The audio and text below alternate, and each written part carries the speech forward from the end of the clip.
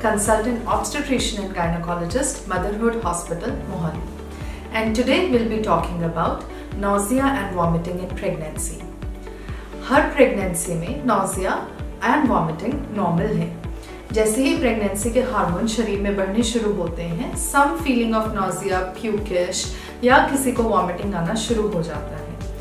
When it becomes excessive, to seek medical advice.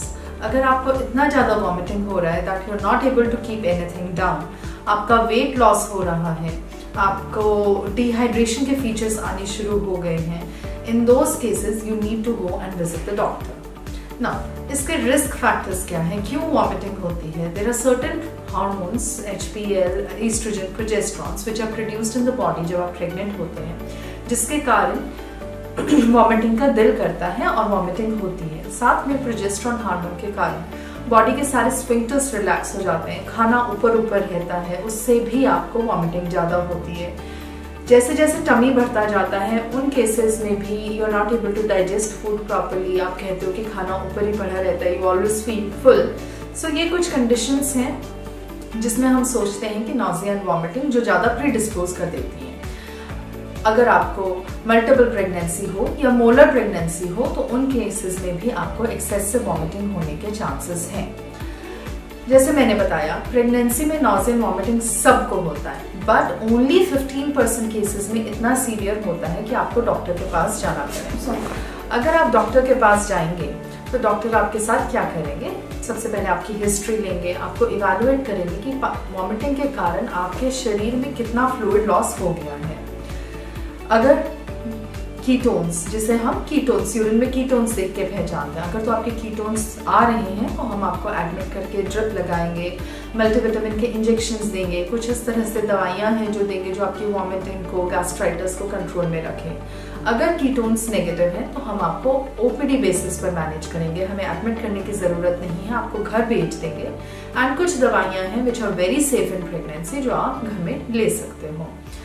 ये जो vomiting associated with pregnancy है, ये लगभग 4-5 वीक्स से शुरू होती है. It peaks at around 9 weeks. Usually 16 weeks तक नॉर्मल हो जाती है. कुछ लेडीज को नॉर्मल आते आते 20 वीक्स हो जाते हैं. कुछ lifestyle modifications which can be done at home जिससे आपके सिम्टम्स कम हो जाएं. सबसे पहले सुबह उठते ही टेक सम आलमंड्स और टेक रस्क का पीस या ब्रेड ले लो जिसमें कम्प्लेक्स कार्बोहाइड्रेट्स होते हैं जो आपकी बॉडी में ग्लूकोज की कमी नहीं होने देते.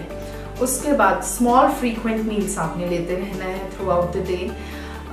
ऑयली और स्पाइसी फूड आप अवॉइड करोगे. देन खाना जब बनता है घर में, हम इंडियन कल्चर में रहते हैं, इंडिया में छौंक जब लगता है तो बहुत सारी स्मेल घर में हो जाती है जिससे प्रेग्नेंट लेडीज को और नॉजिया एंड वॉमिटिंग होता है. तो उस टाइम आप अवॉइड करो कि आप घर में ना हो.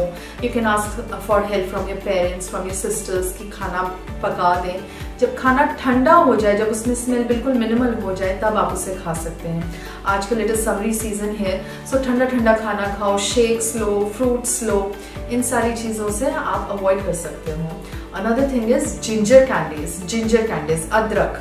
It has been shown in many medical studies that ginger खाने से भी प्रेगनेंसी एसोसिएटेड वॉमिटिंग कम हो जाती है. So these are some things which can be done at home. अगर इससे नहीं कंट्रोल होता है, आप डॉक्टर के पास जा सकते हैं. डॉक्टर आपको बहुत माइल्ड मेडिसिन दे सकते हैं जिससे आपकी प्रेगनेंसी की वॉमिटिंग कंट्रोल में हो जाएगी. So that was all about vomiting in pregnancy from my side. I'm hoping that you're having a very happy pregnancy. Thank you.